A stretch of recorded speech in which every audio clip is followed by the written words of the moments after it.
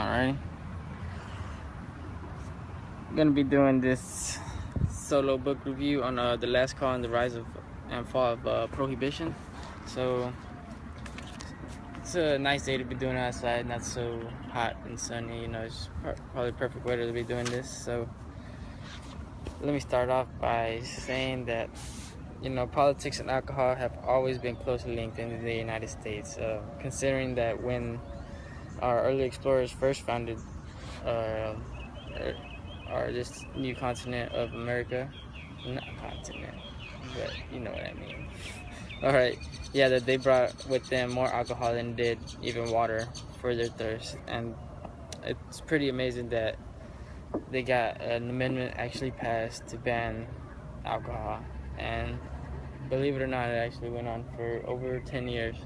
So, gonna be discussing on Daniel Ockren's book that he covers over it, about the history of it, about the diverse people, the diversity that went into it for this to actually be in effect, and just what prohibition led to, like smuggling, all this,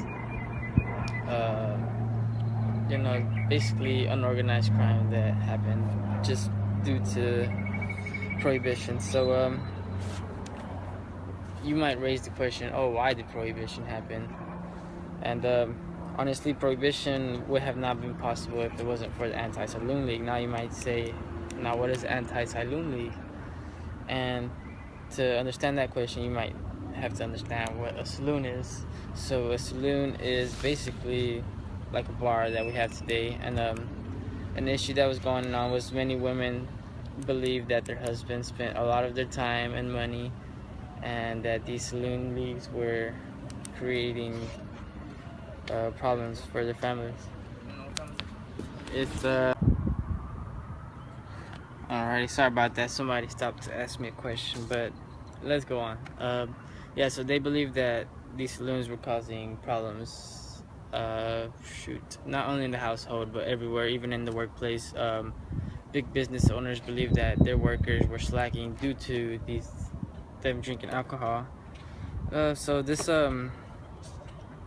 prohibition movement, it especially grew when the formation of the Anti-Saloon League in 1893, and then the league and other organizations that supported prohibition, including the Women's Christian Temperance Union, they soon began to succeed in enacting local prohibition laws as they move state to state and convince the majority of the population that getting rid of saloons and obviously alcohol was the key and the answer to many of the issues in American society.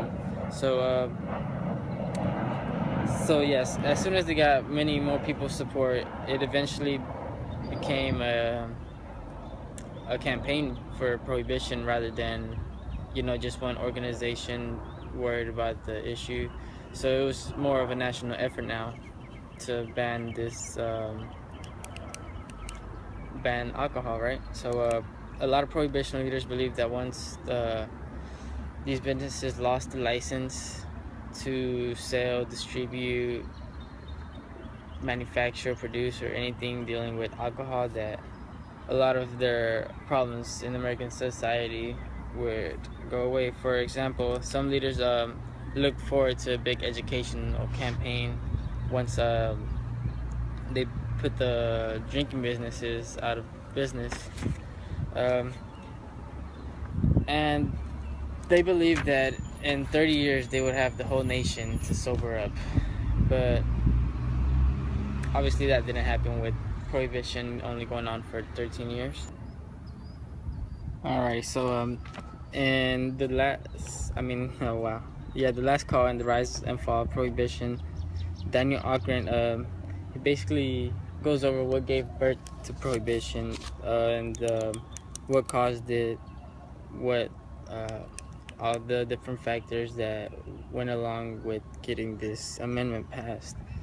And he believed there was a lot of social and political issues that affected people's lives that motivated them to support this issue, and about how this movement of temperance that eventually became later known as Prohibition, was a big go-go for the U.S. in the early 1900s, and many people believe that Prohibition was closely related to two other big factors, that it revolved around the income tax and the women's suffrage in 1920. And the idea of the income tax was to pay for Prohibition, tax revenue on the sale of alcohol, which would be lost when Prohibition went into effect, and they would no longer make their money on alcohol because it was obviously going to be illegal, and all that revenue that they lost from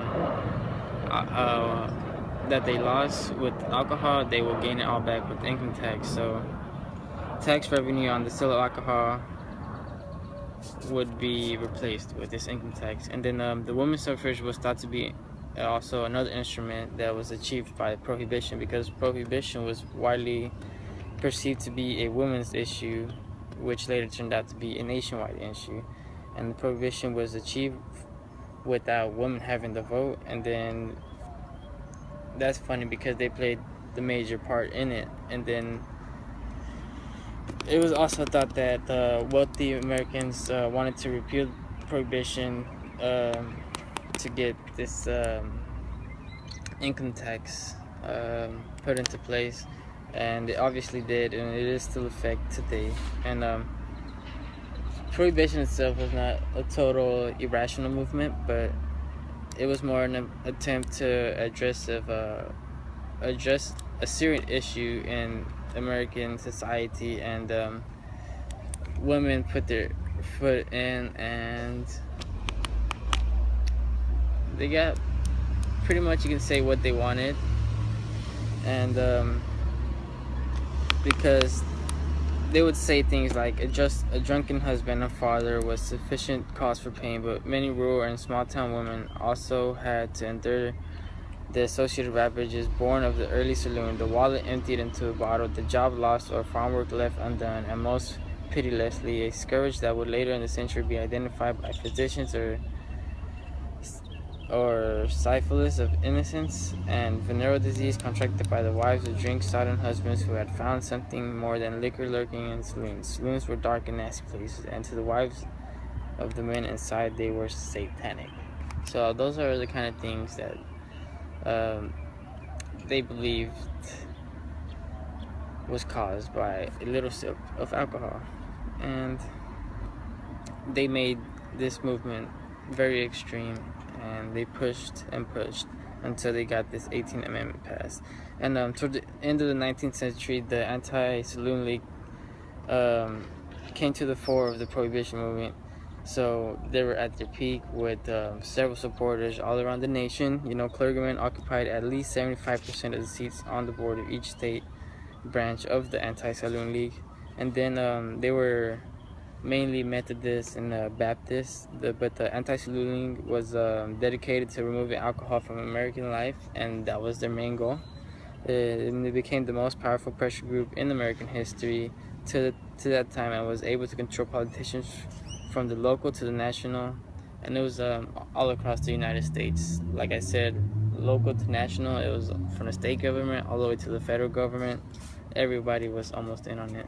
So it was kind of crazy, the diversity that went into it, because everybody finally got together for one thing. And at the time when the World War was going on, and there was a lot of discrimination, it was very interesting that you saw a lot of anti-immigrants, anti-Catholics, anti-black, and the Ku Klux Klan even supported Prohibition,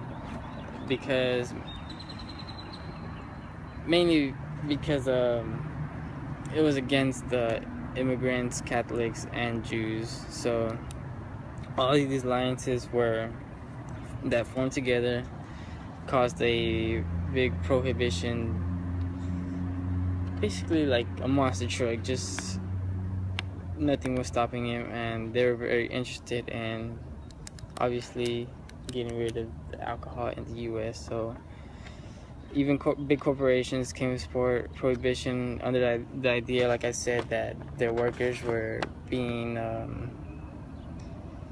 slacky. the insufficient work, and they believed that they were less liable for workmen's compensation claims. And then the Prohibition movement was very intolerant, in other words, and ugly in many of the same respects that we see playing out in our nation's politics today. So even World War I played a big factor on this, because World War I proved decisive for anti-legal forces, so it was more in favor for anti-saloon league and those in favor of prohibition, because they skillfully capitalized on the war effort on the anti-German hysteria to turn the legislative tide decisively in favor of prohibition, because the brewers were mainly of German names such as Busch, Blatz, Miller, Schlitz, Carling, Pabst. And if Americans were fighting the Germans in World War I, obviously they did not want to support them by drinking their own beer. So it was another way that prohibition leaders wanted to raise the awareness on alcohol. And the wartime emergency enabled Wilson with skank public opposition to seize a bunch of things such as railways, factories, mines, fixed prices. So it was a matter of, like, why not, close down these breweries and ban alcohol while he's at it. So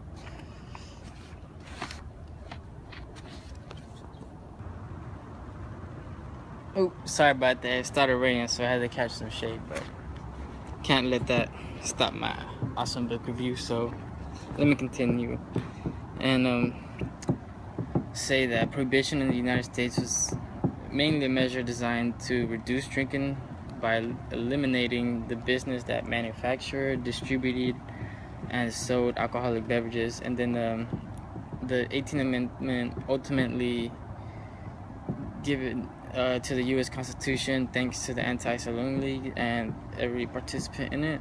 And it took away the license to do business from brewers, distilleries, vendors, and also the wholesale and the retail sellers of alcoholic beverages. So that was pretty sad for the drunks. Yeah, right. Because every time you have either a drug or something banned, always going to be room for illegal transactions, and that's where organized crime came in after prohibition was created. So these leaders of the prohibition movement, they were alarmed with the drinking behavior of all Americans, because they believed that America was becoming drunk, and that many of the issues in American society were due to the fact that a lot of Americans were consuming alcohol. And then so yeah, they were really concerned on this culture of drinking going on in America. And yeah, so that's where the whole issue of prohibition came into place. And Daniel Akron, in the last call in the fall and rising of prohibition, he documents very well on the encounters that caused it and that led to it, and the effects that it brought to our American society, and how it still affects us here today.